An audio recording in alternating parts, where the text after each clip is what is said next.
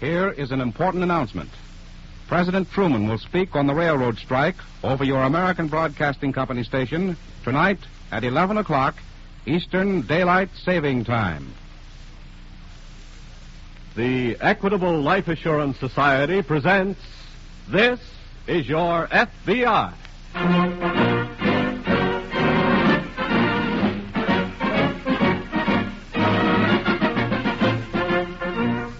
This is Your FBI, an official broadcast from the files of the Federal Bureau of Investigation, presented as a public service by the Equitable Life Assurance Society of the United States and the Equitable Society's representative in your community.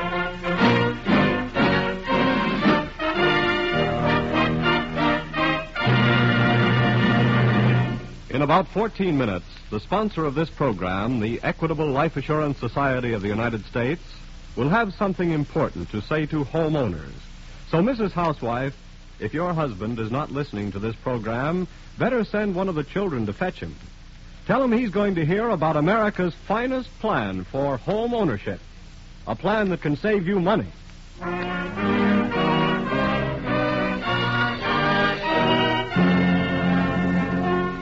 Tonight's FBI file, the Homicide Hideout.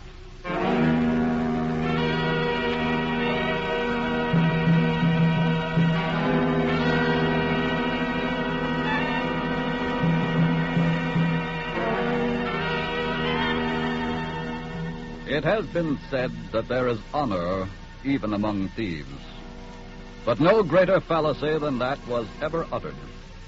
For the thief, the criminal, could not possibly possess a true sense of honor and be what he is. This is demonstrated in tonight's case from the files of your FBI.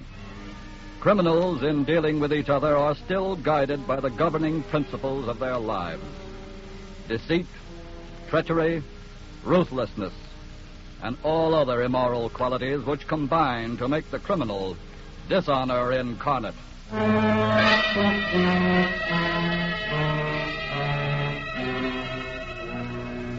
The weather-beaten old farm, half hidden in a clump of trees, is dark and gives no sign of life within. But a shaft of moonlight slanting across the porch and through an open window falls across an old feather bed and the faces of two women. One is hard and middle-aged, the other young and grotesquely scarred. Presently, the stillness is broken by the sound of an automobile coming up the trail from the main road. The girl is first awakened. Mom, wake up. Wake up, Mama, somebody's coming. What? I said wake up, there's a car coming up from the main road.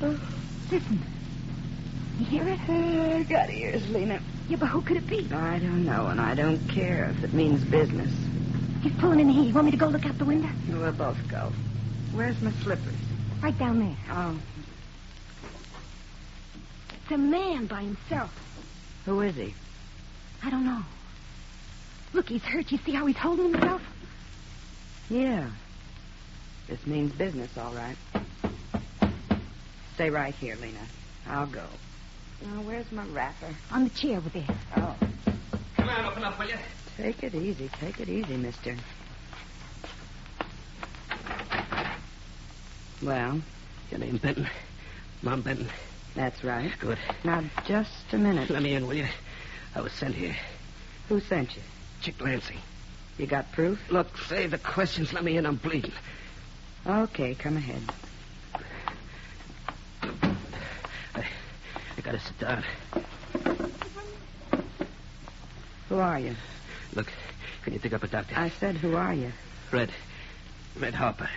What'd you get mixed up in? I can wait. I gotta have a doctor quick. Quicker you answer questions, the quicker you get the doc. Okay. 3 of us pulled a bank job today. We had to split up, and I made for here because I remembered Chick Lansing telling about you. Now, will you go get a... What kind of a trail did you leave? I drove north and circled to the south. I threw the cops off okay. How much money did you get? What difference does that make? How much did you get? 10 grand, my share. Then I'll take 5,000. Are you kidding? That's my price. I'm not giving you any 5 grand. Okay, mister, then you can bleed to death. Oh, you dirty... Get out of here, mister. Hold on a minute, Lena. Put down that gun. He's about done for anyway. Look, give me a talk, will you? I said it'll cost you $5,000. Okay. Okay, you can have it. On one condition. I walk out of here alive. Mm-hmm. Give me a hand with him, Lena. We'll put him on the couch. And then what? I'll run into town and get Doc Smith. If he ain't too full of whiskey. Call him a doctor after what he's done to my face. I'm not forgetting that, Lena. We can't get no legal doctor to do this job. Well, what makes you think Doc Smith will do it? Well, after him losing his license, he'll do anything to get money to buy whiskey. All right, put him down. Try to stop his bleeding. All right, Mom. I'll be back with Doc Smith as soon as I can.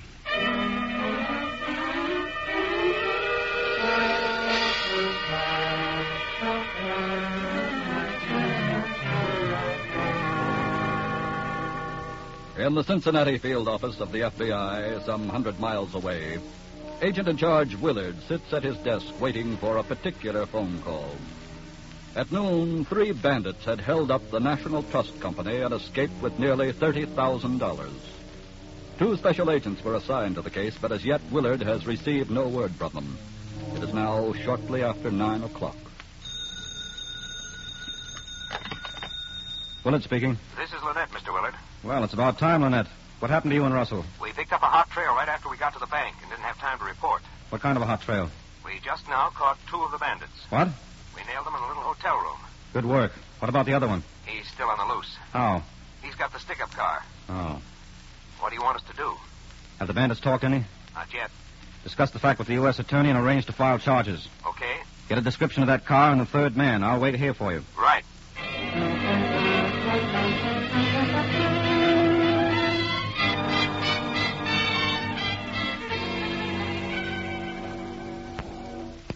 Doc. Doc, come on, wake up. Wake up, you old sop. Wake up, I say. Hey. We ain't got much time. Huh? We ain't got time, I tell you. Time? Time.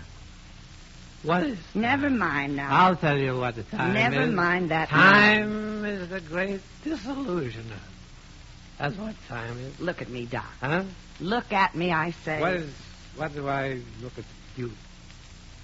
Oh. So it's you, huh? You gotta come with me, Doc. There's a man needs you awful bad. A man needs me? He's in a bad way, Doc. But aren't we all, my dear? Aren't we all, huh? Pour me a little drink. No, not anymore now. We gotta get started or we'll be too late. And why have you come to me, madam? Well, don't think I would have if I could have gone to anybody else. That's professional disrespect. I ain't forgetting what you done to my Lena's face, treating them burns. Your daughter, madam, would only have grown to look more like you. So I think that she got the best of it. Go away, woman. I want to go to sleep. Doc! Hey, look here, woman. Now, you can't... I'm only trying to get it through your rum-soaked brain that there's a man dying. Well, that's his good fortune. You gotta have money, don't you? Only when my liquor runs out. Is that all the liquor you got? Unfortunately, yes. Good. Wait a minute. Wait, give me that bottle. Hey, why you bitches so... Shut up and get up from Hey, there. look, you can't... Look. Hey. Look, I got liquor out at my place, and if you keep that man from dying, I'll give you $100 besides to buy more. You... $100? Yes. So get your tools and let's go.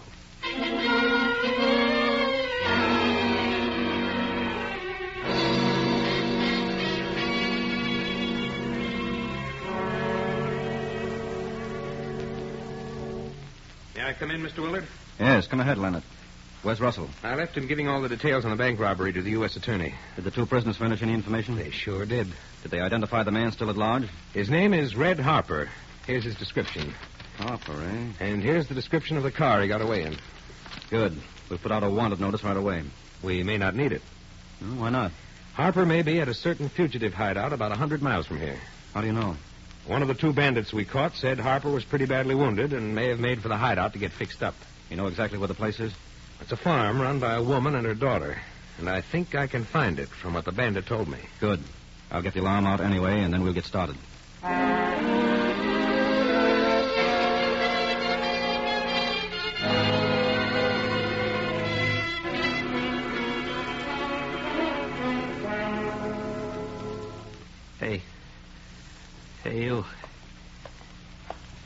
You want me? Yeah. I thought your old lady went to get a doc.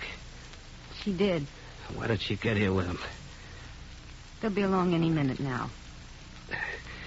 Is he a good doc? You see my face, don't you? Yeah. Well, he done it. He made you look like that? Yeah. Yeah, he done it when he was drunk. That's how he lost his license. Drunk all the time. I don't want no guy like him working on me. Well, you can tell him that because here's Mom bringing him now. Right in here, Doc. We got him laying on the couch. Very well. Well, I see you come around, young man. Yeah. Go boil some water, Lena. All right, Mom. I'll go get... Wait a minute. What's the matter? Your daughter told me all about this drunken bum. What's that? What's the idea of bringing him to work on me? Are you insinuating, sir, that I am incapable of I performing? want another doc, understand? Look, Huh? you asked me to handle this. I didn't send for you. It's this doc, mister, or none. Okay. You promised me a drink, madam. Oh, yeah. Here's the jug. Thank you. I'll go help Lena. I'll be right back. Doc, Yes? I want to talk to you a minute. Without them. We got time, ain't we? What's troubling you? Close that door. Just a minute, just a minute. Quit drinking that stuff and close that door. Very well. Okay. Now, look, Doc, listen to me. You're the only chance I got. see? Thanks. What a fickle old wench chance is. By her we're born, by her we live. Never mind that stuff. Listen to me. I got a proposition. You cannot proposition with chance. I'm talking about you, Doc. I don't know how much she was going to give you for this job, but if you don't drink no more of that stuff, you can make a bundle. Well, what's that you say? Here's my proposition. Yeah? She was going to stick me $5,000. Yeah. Probably give you only $50 or $100. Yeah. But if you'll get hold of yourself and fix me up okay, we'll cut her out of it.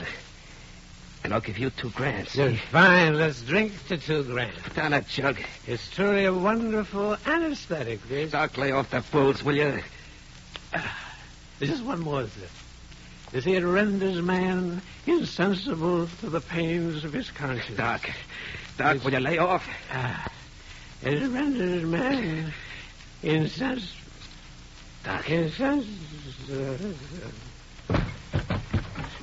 Mom. Hey, Mom, come here, will you? What is it? Passed out. Now, you got to get another doc. Lena. Huh? Hand me one of them rubber gloves the doc used, and, oh, yeah, that knife he operates with. Okay. Here, Mom. What are you going to do? I'm going to get even with that drunken old sot for what he done to Lena's face. Look, you ain't got time for that now. Time ain't going to mean anything to you anymore. What do you mean? I was listening. I heard the proposition you made the doc about cutting me out. What? I know you got your money hid in your order, too. Oh, wait a minute. If I kill you with this operating knife, it'll look like the doc done it, because he was drunk. No, Don't wait. try to get up. I am getting up. You got to listen to me. You got to let me tell you what...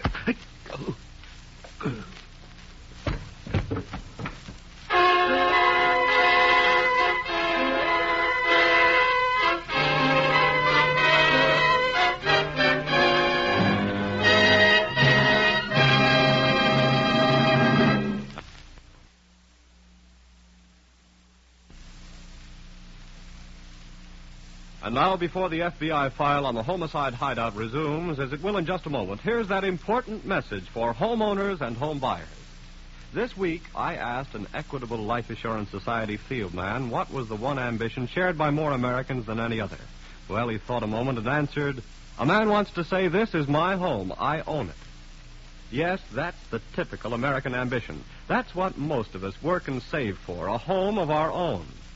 And that's why there's nothing in the Equitable Society that gives us deeper satisfaction than our Assured Home Ownership Plan. A plan which offers you 5 important advantages. 1, the mortgage is canceled, paid off in full if owner dies. And besides, every dollar previously paid on principal is returned in full to the widow along with the canceled mortgage. 2, a special cash fund is built up, ready to be used if financial emergencies threaten the home. 3, this cash fund increases as the mortgage shrinks. It can be used to shorten the term of the mortgage. Pay off a 20-year mortgage, for example, in as little as 14 years. 4, mortgage interest not at 6%, not at 5%, but at only 4%. 5, liberal allowance to cover title search, lawyer's fees, and other closing costs. No broker's commission, no bonus charges. Well, frankly, there is no other plan like this anywhere. The Equitable Society calls it America's finest plan for home ownership. It protects you against the two major hazards of home mortgages, death and hard times. So if you're planning to buy or build a house, or if you now own a home, get complete information on the Assured Home Ownership Plan from your Equitable Society representative. That's the Equitable Society. EQUITABLE. The Equitable Life Assurance Society of the United States.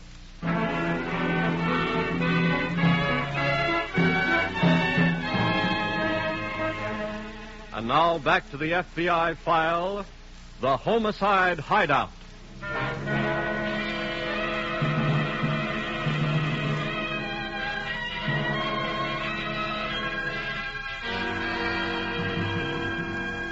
We repeat, no greater fallacy was ever uttered than there is honor even among thieves. For, as already demonstrated in tonight's case from the files of your FBI, in dealing with each other, criminals are still guided by the governing principles of their lives.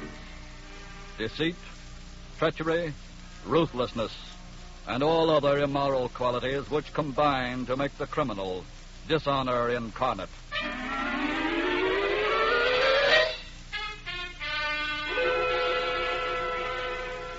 Shortly after the killing, Agent in Charge Willard of the Cincinnati office of the FBI and Special Agent Lynette reached the farm where they had reason to believe the wounded bank bandit Red Harper was hiding out.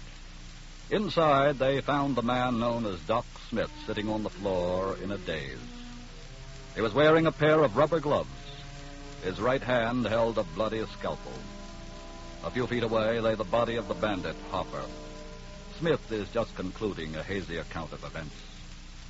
Well, I remember the woman bringing me here to operate on that man. Yes? But after taking 2 or 3 drinks from a jar of liquor... The jar that's broken on the floor here? Yes, and after that, I don't remember anything else. When the woman drove into the village for you, were you intoxicated then? I'm intoxicated most of the time, Mr. Lannert. And you're a doctor. I was a doctor. Is liquor the reason you're not a licensed doctor anymore? Yes. You say you don't even remember preparing to operate on that man? No, I don't. But judging from the rubber gloves I'm wearing, it seems evident that I did prepare to. It also seems evident that you killed him. I haven't examined the body since I came to. His throat was slashed. Well, then I guess I'm guilty. Yes, it's possible that you're not. What? The woman and her daughter are gone. They left in this bandit's car and apparently with his share of the loot from the bank robbery. Yeah, but even You're wearing the rubber gloves, all right, and holding the bloody scalpel, but... You passed out from the effects of liquor, right? Yes. Well, you would hardly have gotten up, put on rubber gloves, cut the man's throat, and laid back down again beside that broken jar, then. What do you think, Lynette? I think you're right. They could have killed him, put the gloves on you, Doctor, put the scalpel in your hand, and left you to take the blame for the murder. Well, I'm sure they hated me enough to do that. Why? Well, you see, the girl's face was hideously scarred from burns which I treated when I was drinking. I see. Lynette, Mm-hmm. put out a wider alarm in that car and include the woman and the girl this time. Okay. And for the time being, Doctor, you'll remain in our custody.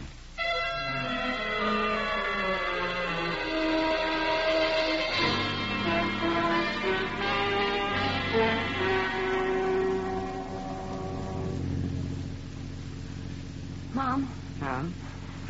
what do we tell Uncle Walter when we get to Detroit? Well, it ain't strange for relations to go visiting each other. Yeah, but he won't know how come we got a car like this. He ain't gonna know about no car. I'll fix that. Well, what about all the money we got? It's ours. We ain't going to tell him nothing about it.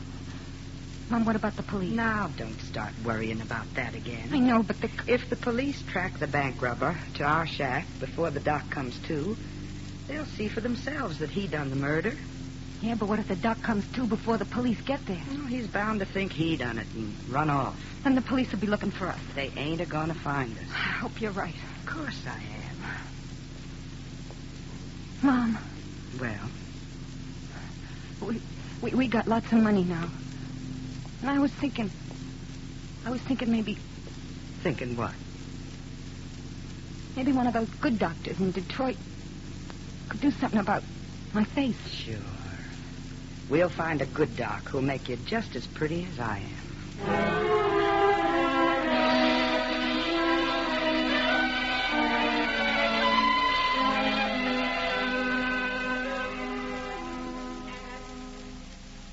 Good morning, Lynette. Morning. Any results on the alarm we put out last night, Mr. Willard? No, not yet. Did you arrange to keep Smith in the holdover all right? Yes, he's available on a moment's notice if we need him. Good. Now all we need is a break on that alarm. I'll take it. Willard speaking. Good, put him on. Got something? I hope so. Detroit office calling. Hello? Yeah? Yeah. Fine. Start checking hotels, small ones in particular. Lynette and I will take the next plane. Right. What is it? Detroit police found the missing car abandoned there early this morning. Any trace of the woman and girl? No, but it's a break to know what city they're in. I'll get Smith and we'll take the next plane for Detroit. Come on.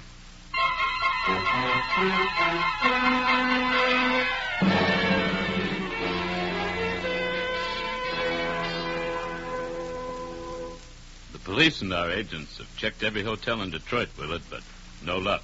Well, of course, there are 1,000 other places in the city they could be, Hope. They might even be staying with friends or relatives. Have you any information that might give us a lead in that direction? No, but we can get to work on it. It'll take too long to check that angle, Lynette. There's a quicker way to smoke them out. What's that?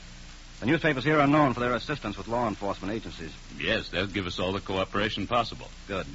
Then we'll release a story with a Cincinnati dateline that will put the woman and the girl at ease about the murder and take them off guard. How do you mean? The story will tell of the cold-blooded scalpel murder of the notorious bank bandit Red Harper. And will say that the ex-Dr. Smith has been arrested in connection with the slaying, which is the truth. Yes. But how's that going to lead us to the woman and the girl? I've got another idea for doing that. And if everything goes all right, we all...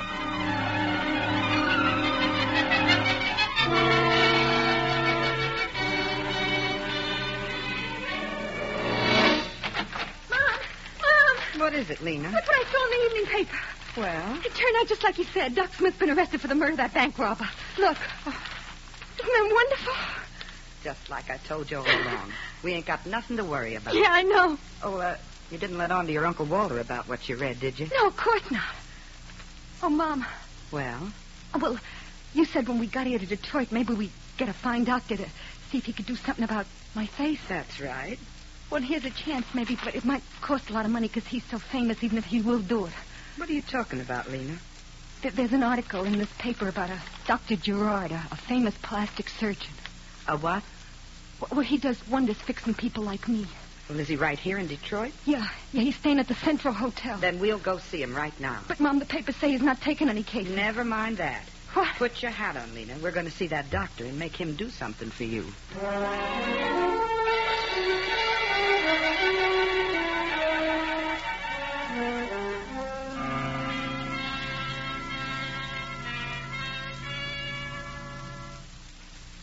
$17.28. This is his room, Mom. Well, knock on the door, Lena. But what if he won't take my case? Oh, he will when I'm through talking to him. Yeah, but if you won't knock on that door, I will. Famous or not, don't scare me.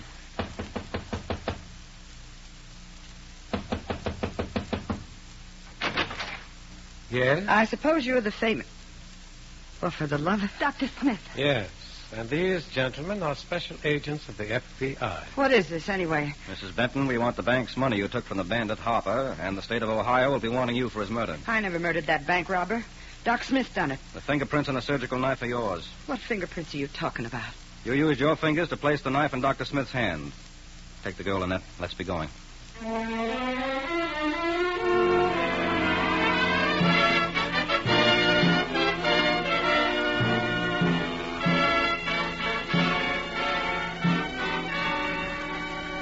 Ma Benton was returned to the state of Ohio and tried for the murder of the bank robber, Harper. She was sentenced to life imprisonment. When one criminal meets death at the hands of another criminal, as in tonight's case from the files of your FBI, we are inclined, humanly enough, to say good riddance and let it go at that. But the law does not let it go at that. To the law, murder is murder, no matter who commits it or who the victim. And your local law enforcement officers and your FBI have one duty and one duty only: to enforce the law.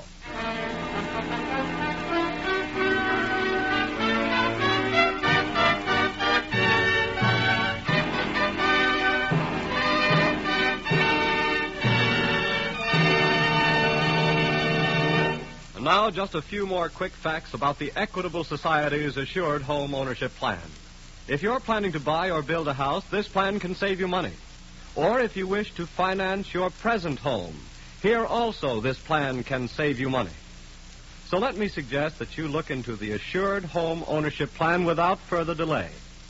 The Equitable Society's representative nearest you will gladly explain the plan clearly and interestingly. He has literature that gives full details. Ask your Equitable representative today about this Assured Home Ownership Plan, America's finest plan for home ownership. Look in the phone book for the name, the Equitable Life Assurance Society. EQUITABLE. The Equitable Life Assurance Society of the United States.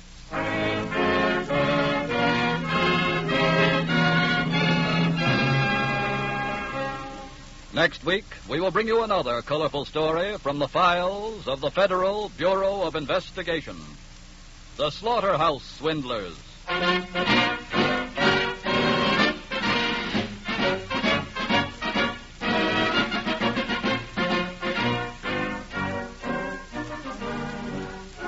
The incidents used in tonight's Equitable Life Assurance Society's broadcast are adapted from the files of the Federal Bureau of Investigation. However, all names used are fictitious, and any similarity thereof to the names of persons living or dead is accidental. Tonight, the music was composed and conducted by Frederick Steiner. The author was Frank Ferries, and your narrator was Dean Carlton. This is Your FBI is a Jerry Devine production.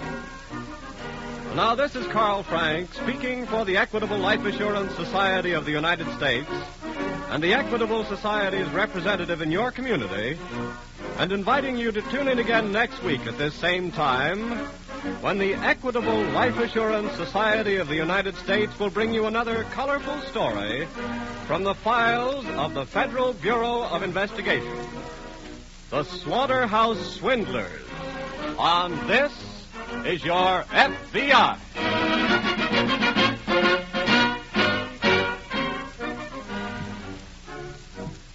This is ABC, the American Broadcasting Company.